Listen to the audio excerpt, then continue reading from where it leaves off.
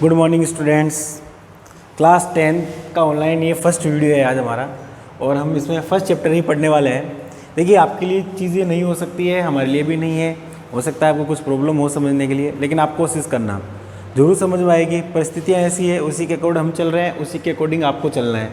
तो हमें पढ़ना तो है, तो पढ़ना है तो अभी ऑनलाइन ही पढ़ना है।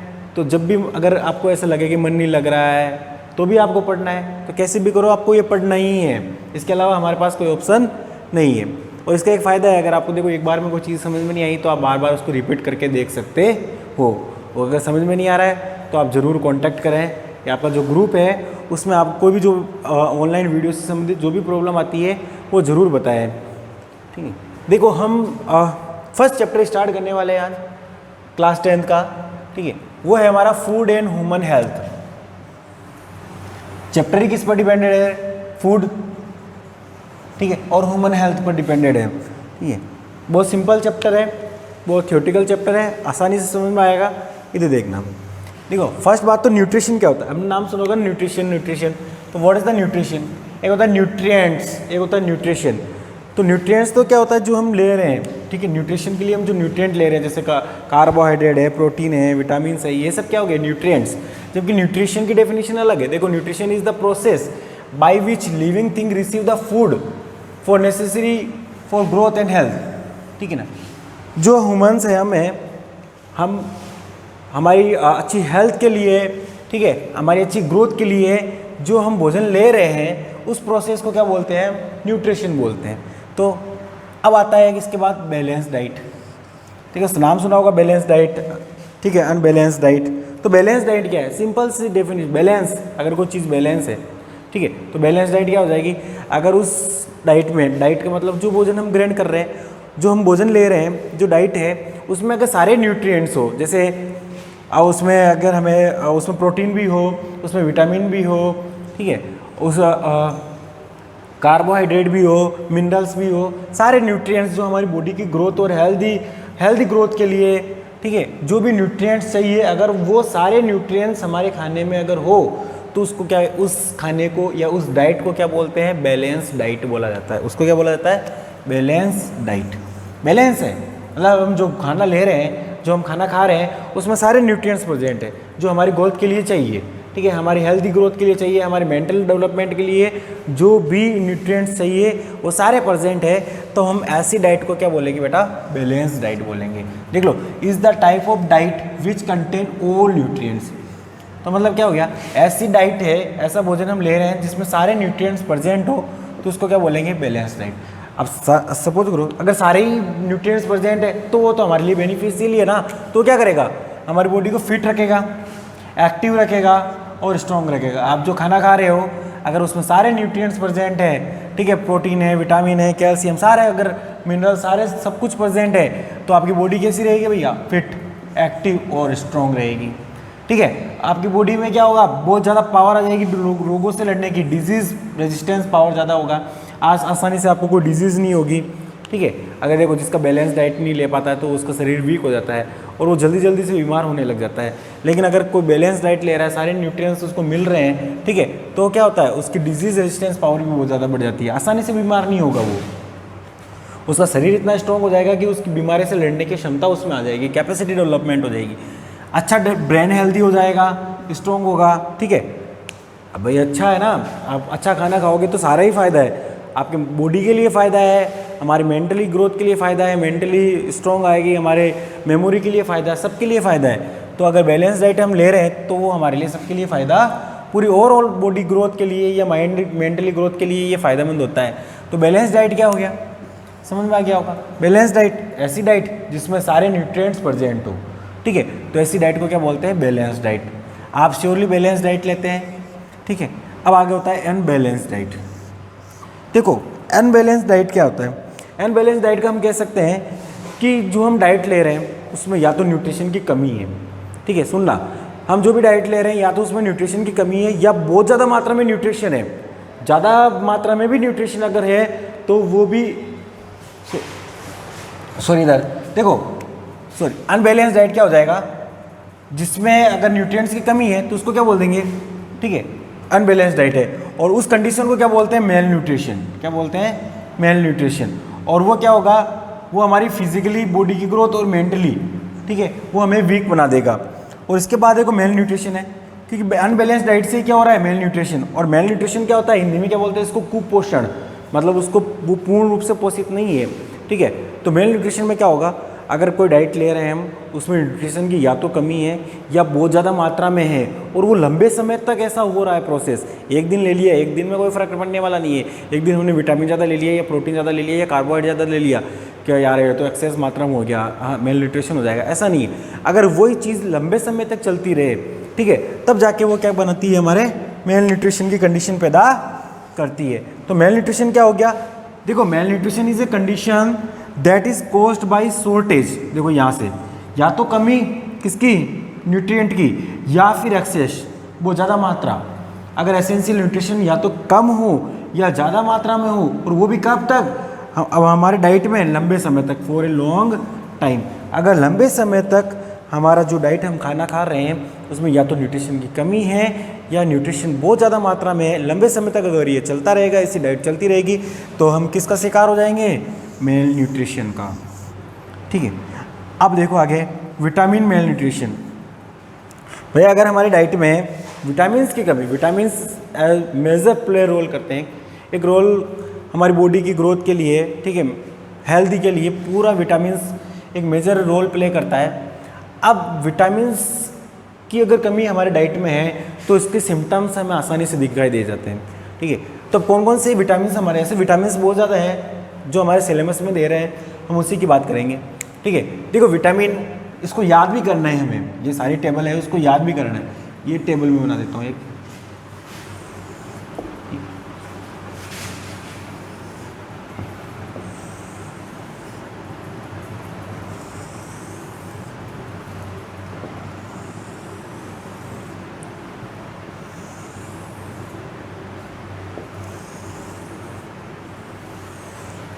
टेबल आपकी बुक में दे रखी है, आप उसको भी रीड कर लेना। एक बार देखो मैं इसको समझा देता हूँ, कौन कौन से सिलेबस में दे रखा है। विटामिन ए याद करना है, इसको याद कैसे करना है, विटामिन ए, उसके बाद 3 विटामिन है वो बी के हैं, vitamin A, vitamin B1, vitamin B2, vitamin B3, फिर विटामिन सी और विटामिन डी, मतलब हो गया ए बी सी और डी, है ना, अल्फ़ाबेट सी है, लेकिन बी के कितने हैं, 3। याद करने का तरीका है, विटामिन ए, विटामिन बी के 3, B1, B2, B3, फिर विटामिन सी और फिर विटामिन डी। लेकिन इसके नाम ये भी याद रखने हैं आपको।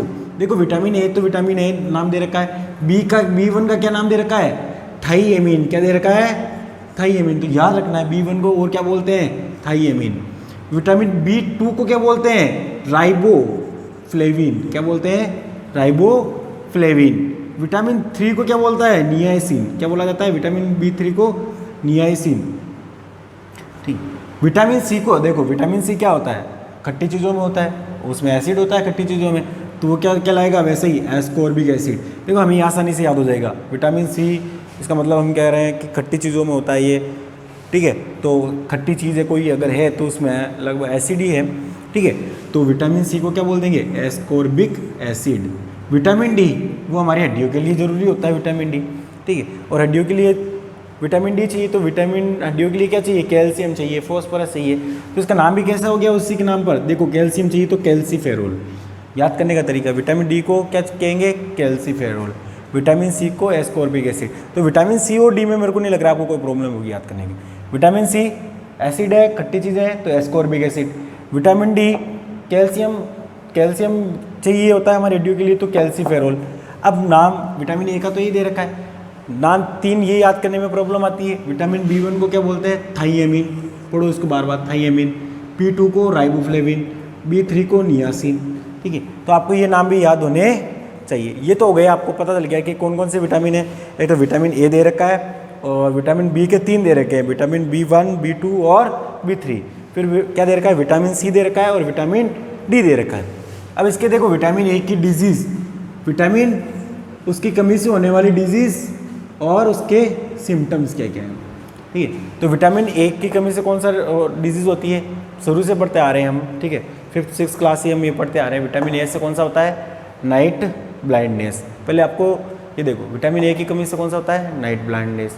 विटामिन B1 से बेरी बेरी, ठीक है, ये दो नाम तो आसानी से याद हो जाएंगे, विटामिन ए से नाइट ब्लाइंडनेस, विटामिन बी से बेरी। अब देखो राइबोफ्लेविन, B2 को क्या बोलते हैं, राइबोफ्लेविन, तो इसी के नाम से इसकी डिजीज का नाम है राइबोफ्लेवोसिस, राइबोफ्लेविनोसिस। अब विटामिन B3 से क्या हो जाएगा, पेलेग्रा, क्या होता है, पेलेग्रा। और COD का याद होता है हमें, C का होता है स्कवरी, और विटामिन D से क्या होता है, रिकेट्स। तो ये तो हमें पढ़ रखा होता है हमने, विटामिन C की कमी से कौन सा होता है, स्कवरी, और विटामिन D की कमी से कौन सा रोग होता है, रिकेट्स। विटामिन ए की कमी से कौन सा होता है, नाइट ब्लाइंडनेस। विटामिन B1 से बेरी रही दो इनकी याद रखने की। तो B2 को क्या बोलते हैं, राइबोफ्लेविन, तो इसी के नाम से क्या हो गया, राइबोफ्लेविनोसिस। और B3 को क्या बोलते हैं, नियासिन, और इससे एक रोग होता है पेलेग्रा, क्या होता है, वो पेलेग्रा डिजीज हो जाती है। अब देखो इसके सिम्टम्स बिल्कुल सरल है। विटामिन ए नाइट ब्लाइंडनेस, मतलब उसको नाइट में वो देखने में अनेबल हो जाता है, मतलब उसको अंधेरे में या कम लाइट में उसको दिखाई नहीं देता है। बेरी, ठीक है, किसी से देखो अब याद करने का, किसी से आप बेर ले लेते हो, लड़ाई कर लेते हो, तो अचानक से आपको वो मिल जाए तो आपकी क्या हो जाएगी, हार्ट बीट कम हो जाएगी, low heart beat, weakness in muscles और नर्व्स, आपके जो मसल्स है, नर्व्स है, वो कमज़ोर हो जाएंगे, ठीक है, आपकी हार्ट बीट बहुत कम हो जाएगी। तो याद रखना, बेरी, किसी से बेर नहीं लेना है, नहीं तो क्या हो जाएगा, हार्ट बीट लो हो जाएगी, आपके मसल्स और नर्व्स क्या हो जाएंगे, कमज़ोर हो जाएंगे, इसलिए हमें किसी से बेर नहीं लेना है, ठीक है। तो याद रहेगा, ये याद करने का तरीका बता रहा हूँ, ऐसे याद हो जाएगा आपको। नाइट ब्लाइंडनेस, नाम से पता चला नाइट ब्लाइंडनेस, ठीक है, रात को कम दिखाई देता है उसको। B1 से बेरी, ठीक है, उसमें क्या होगा, हार्ट बीट लो हो जाएगी और मसल्स और जो नर्व्स है वो वीक हो जाएंगे। तीसरा देखो राइबोफ्लेविन, इसका नाम तो, डिजीज का नाम तो इसी के नाम से है, राइबोफ्लेवोसिस।